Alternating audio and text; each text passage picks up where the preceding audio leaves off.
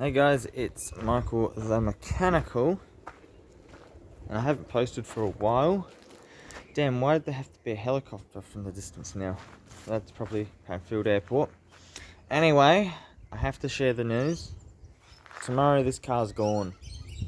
So, I'm wearing some uniformy stuff like a shirt and a hat.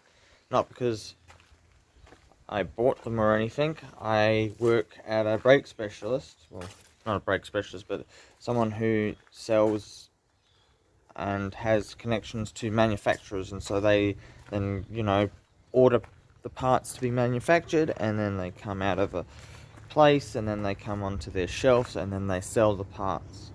The way they're operating now is changing because they're owned by Napa, GPC, Repco, whatever they are exactly. The Repco distribution center in Wingfield is going to become a Napa branch, from what I've heard. And yeah, so while I'm working, I've got the ability to put the VIN into the car to find out what parts can I get for this thing. And it turns out no one can get any parts for this thing. And that means Repco can't get no parts for this, GPC, Napa. This is one of those cars they're like, what the heck is that? Even the people who are taking this car from me now are like, what is a Tartar? So this is pretty unique to be in a position where no one knows what a Tartar is. And when I say Telcoline, it's like, how do you spell Telcoline? I'm just like, look, your telecommunications line just above your head. That's because they're a telecommunication car. Oh, I see. So, essentially, for any repairs, you can only really panel beat this thing and repair rust. You can't really, replace headlights like this one here is, that's no good, and you can't get new ones of that. You can't get new ones of the one here. You can't get new side lights. You'd have to put a different whole front new end on this because there is just no parts like that. So I'd be wasting my time to just clean out the moss and then fix up the light and put it together. I'd be wasting my time to try and fix this because I've already, had experience of trying to open one up, and I think you need a heat lamp, heater or something to break the glue. Then it needs to be re-chromed because the chrome's falling apart on the inside, and I got the old headlight in the car, not on the ground. So I'm going to be probably seeing how this thing moves. I'm just looking for the light. It's not actually in there. It's in here. Because this car's getting they're essentially going to just pick it up and take it at this point. There you go. You can see some rust on the inside. This thing is what it is. It smells alright, but sometimes it doesn't. It's also weird to drive because it has a weird gear selection. It is like this. To get it in reverse, that's reverse, and then you gotta go. It's weird to get it through the gears. It's confusing, but that is how it is. Some cars are actually like that these days, so it's not a huge biggie, but it is a biggie in a way. When you want to be driving forwards and you actually put it in reverse, and people think you're an idiot, but you're not really. It's just a really confusing thing to do. This has had about $600 spent on it.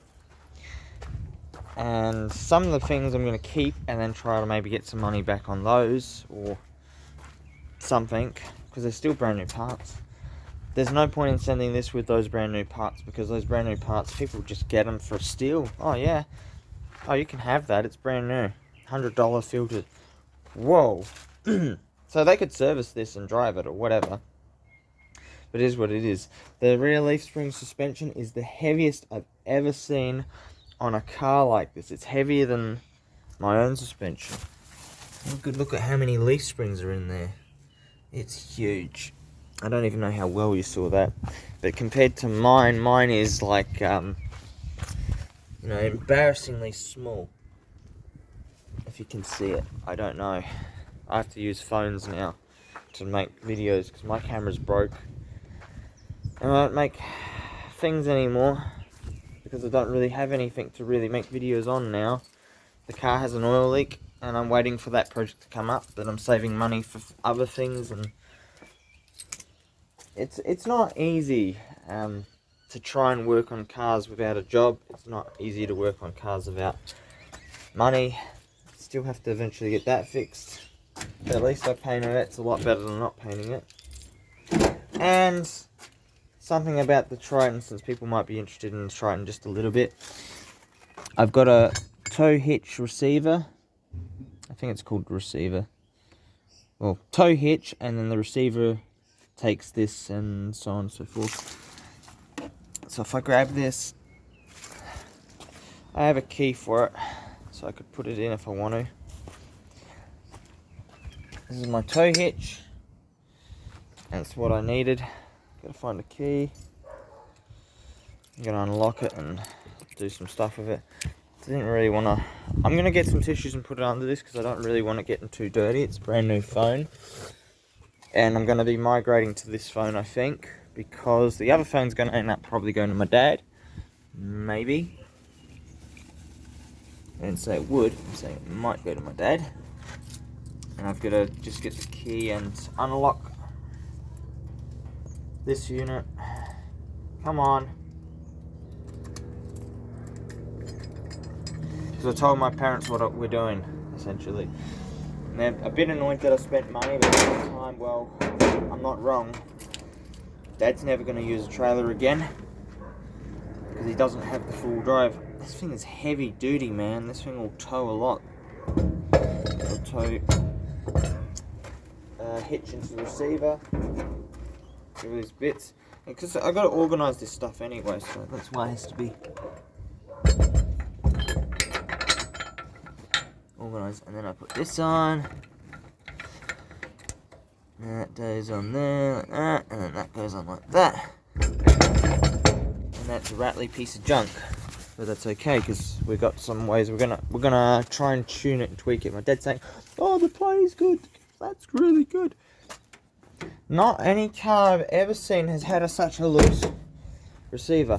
And the bad thing is, someone could easily come along and steal at least this piece here with the ball on it. The ball isn't actually mounted. I still have to tighten that nut up and pull this down because that's not down enough. But this is it. And look at this. All that play. Sideways, up and down, in and out. Look at the pin here. It's oval. On that side. Let me look on the other side. And then I can show you. It's been pounded heavily, this one.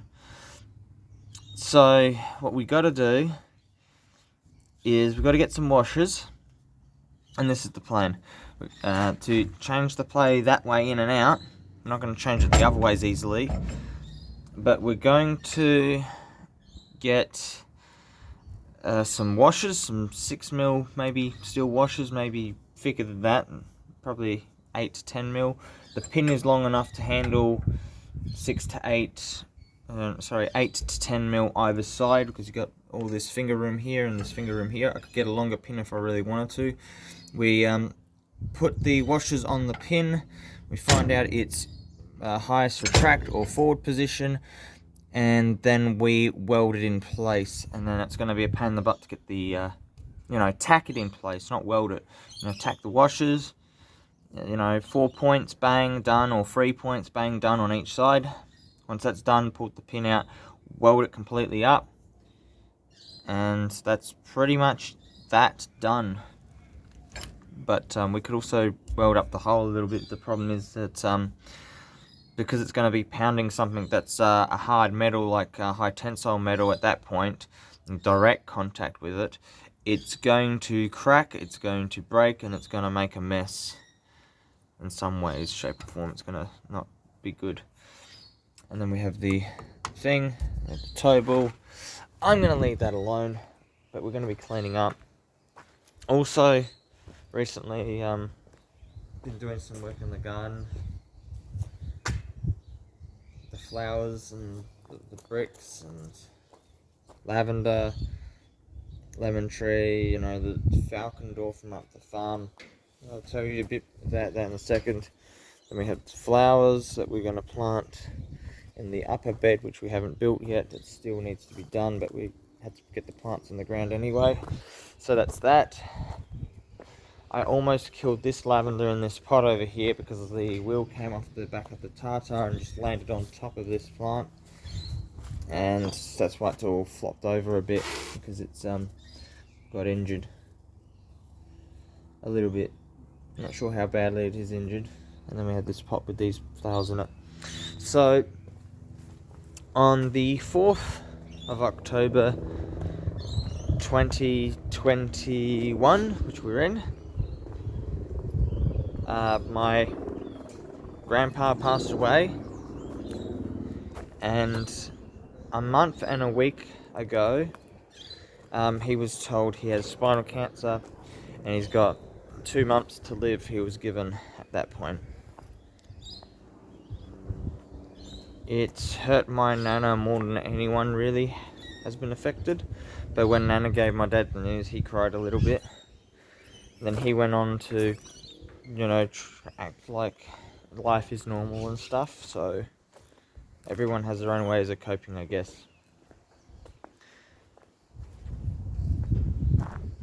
The farm was sold last year, so things have changed. Things are what they are, and sometimes it's best to let go. The funeral is held tomorrow, so we're going to be going to that.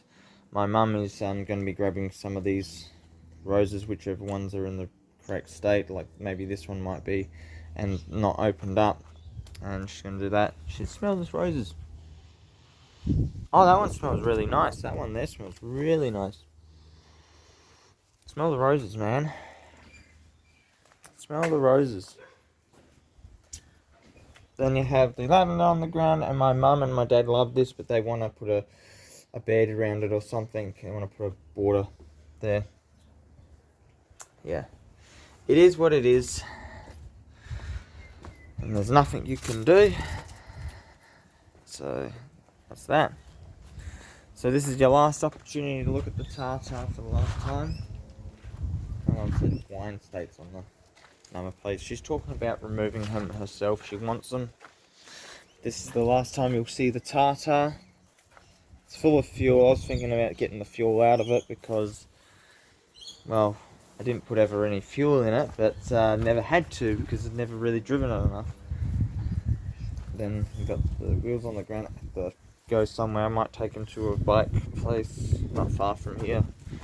See if they're, when they're open, you know, just drop the stuff and say, you know, give it to the kids to use or something. But yeah, you can't really see much of the Tartar anyway. I mean, you can look in the dash.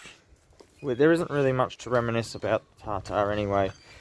We know it's got a stuffed turbo. We know that turbo is going to cost a minimum starting price of about $1,300 to repair, and that's only the beginning. Then getting the gaskets is another pain in the ass.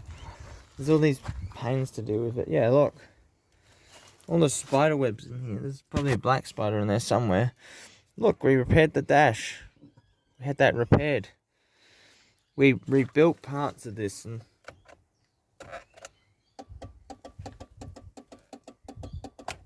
that tells me there's a blown globe, but there's just a headlight missing, I think. That's that. No horn. Oh well. It is what it is. That's the Tartar. This thing, its tray is about a foot, 1 foot shorter than mine, which that foot from here to about here. That's how much longer my tray is on this ute to this ute. If you wanted proof, all you need to do is slide a door off. It's a bit of a pain. One side door, and these doors are heavy. Because this is another way to remember things as well. Is to remember what made this thing so special. It's a dual cab. Why would I want to keep this as a project? Why would I have wanted to turn this into a project? There's only one real major reason why this was a cool car. But, as I said to my mum, I'd rather buy a brand new truck for like $60,000 than do this. I'm going to rip this door off here. And I'm going to take it over here.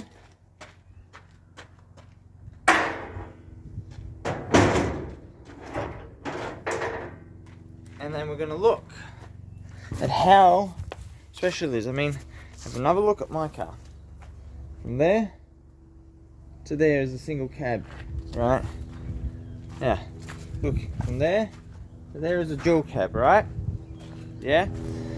Now, if I go to the opposite side, it's easier from there. Look at the side of look at the size of that tray door.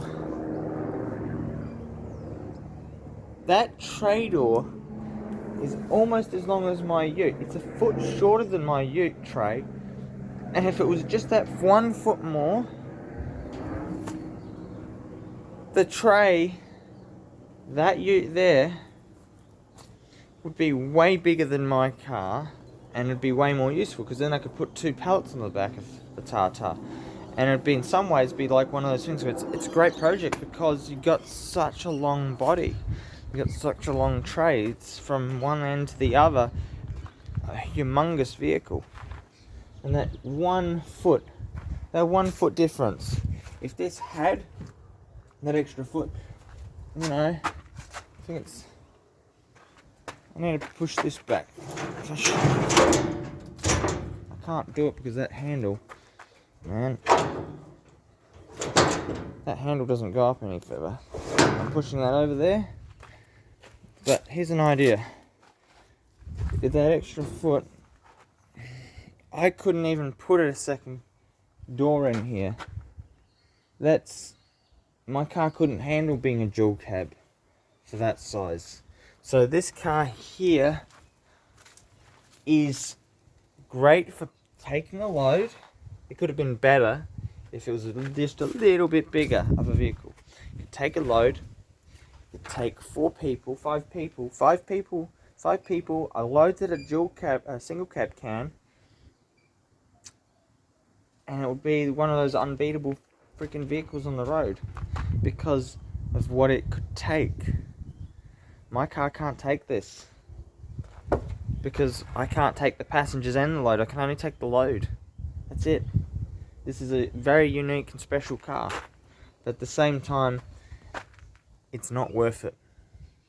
So you have to weigh everything up, and in the end, the way I see this car here is, as awesome as it is, it's better as a project car to someone who really wants to do work with it and put a V8 in it, or a bigger engine or something, or change the driveline, change anything that makes this car impossible to repair, that you can then repair it. All you need to do is buy the right parts, right cars, right bodies, take this thing apart and put it together with that stuff. Remember to make a record of the parts you need for that specific build, and then you go and buy them when you need to replace them, and it's easy as that. This thing here, those rotors that are in the front, they're so huge, so heavy, and you can't even buy them. I can buy them for mine, I can't buy them for this. I can't buy drums for this. I can get them reshoed, but I can't get drums. I can get some frictions for the front, but that's it, they end. So essentially, at the end of the day, this Tartar here is an impossible to repair car for most people. Yes, I say it like that because it is an almost impossible car to repair if you need to repair it. However, Michael the Mechanical, I could repair it, but the thing is, I don't have $1 million to throw at the car, let alone 100,000 at the Fairlane, which I'm in the ZL Fairlane group, and someone said something about my videos that I made in the past of this inspired them to get a ZL. And it's one of those things, you look at the state of this and it's still in the same state it was years ago. Something looks weird with that part of the headlight. This looks like it's faded, or something's gone weird in there, which looks wrong. Sort of in there too, but it's just that inconsistency I can see. Doesn't matter, we won't worry about that. But we still have many problems with the ZL to deal with. I know I made it about the Tartar, but the biggest reason that the ZL's come up again, or is something to think about, is it's one of those things where you've got to make the call whether you want something or you don't eventually. And I'm going to put this in the weather with my bike, because it's up against the Fairlane. You can't do much with it then. What? You look nice. What's tomorrow? What was that? Father's funeral. Yeah? Is this okay? They told me to turn the heart around because you don't want all your love to flow out your heart. That's what Dad said. Say hello. Hello, who is it? Michael Mechanical Fans. Michael's Mechanical Fans. Yeah. So just talking about ZL now, we just looked at Tartar and said that's going and stuff. Sorry. It's nice, Mum, but are you going to wear it like that? You can't barely see the white shirt underneath. You can wear it whatever way you want. Whatever works for you, Mum. I mean, I'm going to look the ugliest anyway. No, you're not. Don't say that. I am. I've you know, got a blessing. I've been asked to wear something specific, and now it's put me in this really awkward position. But anyway, you can see no progress here. Just rat shit there for some reason, and then I still got to cut the hole out. Still got to grind its gears. Still got to rebuild the structure there, and rebuild the structure up here, and then rust repair up there. You know, it hasn't really deteriorated by much. I think it's just, you know, throbbing to get, you know, repaired or something. Because the rust was still there anyway, that little bit of rust. I never really fully got it out. Then we have, there is back here, which you can't access, and then we have here. It's been cut out but hasn't been repaired. And then here we have a bog job that someone did on this side of the car. We've still got the doors that have the rust in them.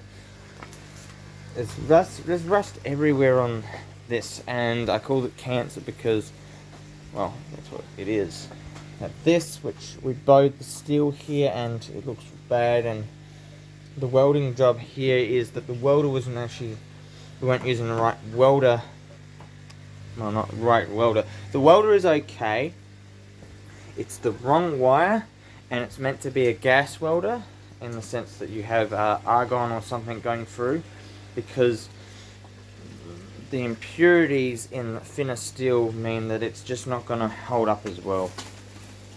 I don't even know what this is from. I think Dad put it there from gate fence. It's some surface rust there. And we had this hole here that we never finished up. It looks like it needs a bit of cleaning and painting again. But even behind here, that wasn't properly rebuilt back there inside. So it's one of those things, if I did this, I'd need a lot of money, support, brains. I think we found the chrome strip for there, but I don't know. Don't remember. I also started cleaning up, as in putting this stuff there, because it's mostly Mum and Dad's stuff. Mum's stuff that she talks about all the time's under there. And then the fish stuff is here, which needs to be now dealt with. The washing machine Dad doesn't want to get rid of. He either fixes it or he doesn't now at this point. And then we have these things, if anyone wants some wood, you know where to find me, sort of. And then that's for those people who, you know, are in the ZL forum. Then you have, I got to sell those steel rims. There's 5 of these rims. This one's the only one with a tire on it, and it's all on the sack truck. They're for a Hilux, or from a Hilux. Anyone could buy the rims. The only problem is with my car, I had this offset issue where when I full locked my car, the tires rubbed up against the chassis, so it wasn't ideal for me. But here's the position I'm in. That's all Mum and Dad's stuff there, and they said it's all my shit and made a mess of it. This is everything that was in the pile. There's technically my stuff to clean up and, you know, organise and stuff. So what I did to myself, my mum and me and Dad, what I did to me, Mum and Dad, is I was like, right, I'm going to put stuff where it's going to annoy you or be in the way of you achieving something that you have no choice but to deal with that before you can achieve the other thing you need to achieve, sort of thing, or deal with the thing that you want to deal with.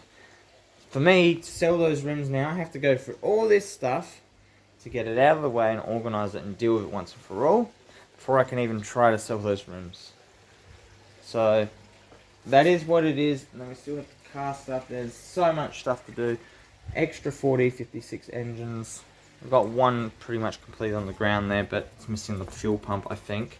And then we have covers, but they're broken covers. Like, I'd get new covers or something for it. I could take months to get here, but I'm not interested in spending money that I don't have and that unnecessary to spend. I would have put one of those and maybe a gearbox into the Tartar to avoid some of the complications there, but you know, from all the experience and work and stuff, it's one of those things where it's like, it's exhausting, it's tiring, and this project's never going to get finished because I'm pushing Dad to be like, help me, because I'm not pulling it apart, I'm not wasting my time on something I'm not getting rewarded for. This isn't rewarding because I told Dad it's going to fail, it failed, and then he put it on me, and you know, it made me feel sick. It's just, all these people make you feel sick, and they don't really even care about how it makes you feel. Why can't they put in some effort themselves to help? I helped him with the V6 so many times, and it kept failing and failing and failing. I told him everything that needs. His V6 off the road, I told him everything that needs, and it would have been fine if he'd done it right. And part of the mistake is mine because I didn't check the injectors that he checked, and we looked at the logs and got it wrong when we read it and reconditioned. But anyway, I think that's about all we should do for this video. Thank you guys for joining in and watching. Michael the Mechanical. And we'll see what happens with the Zeto in the near future. It's either going to stay and get repaired slowly and slowly and slowly, or it's going to go. Because things that are more important than the car to me at this point is financially being able to get my own place and have a business or a job where I don't have to deal with so much crap that it's like I can't do it. And not to mention the rats are just shitting all over the thing and probably tearing it apart. I don't know what they're doing. All I know is I need to start dealing with it, because if I don't, it's just going to go worse and worse, because it's not in a shed, and then the rats have access to it, the cats, everything has access to it, and it's just destroying it even more and more, just leaving it there to do nothing.